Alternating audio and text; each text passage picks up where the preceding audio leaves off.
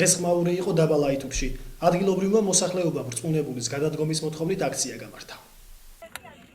ლაითურის მოსახლეობის ერთი ნაწილი კატეგორიულად მოითხოვს, რომ დაბა ლაითურს მხოლოდ და მხოლოდ მათ მიერ შერჩეულმა კანდიდატმა კოალიცია ქართული ოცნების საინიციატივო ჯგუფის წევრმა ლევან დუმბაძემ უხელმძღვანელოს. ამ მოთხოვნით დღეს ლაითურის მოსახლეობის გარკვეულმა ნაწილმა ადმინისტრაციის შენობას კარი აუჭედეს. ჩვენ პროტესტი გამოვთქვათ იმასთან დაკავშირებით, რომ გვინდა ბოლოს და ბოლოს ჩვენ თავრობა ევერჩიოთ ჩვენი ქართული ოცნების მხრიდან.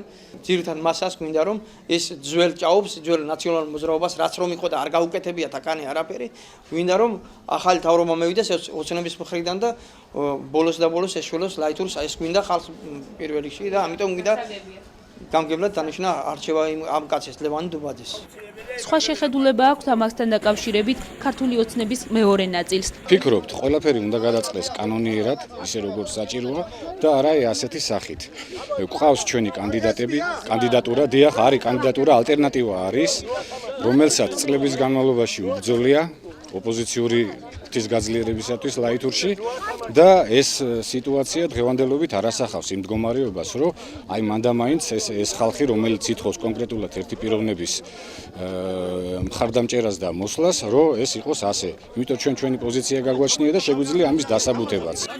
შეხლა შემოხლა და ხმაური გამოიწვია ნაციონალური მოძრაობის მხარდამჭერის გამოჩენამ ქართული ოცნების წარმომადგენლებს შორის.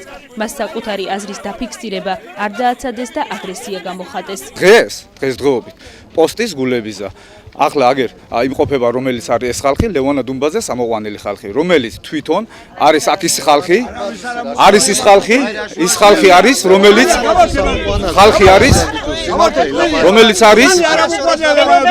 არის ამას იმყოფება. არ გაცილენ ასეთია დღეს.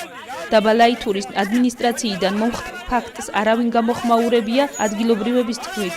გამგებლის მოვალეობის შემსრულებელი და არც ერთი სხვა თანამშრომელი დღეს სამსახურში არ გამოცხადებულა.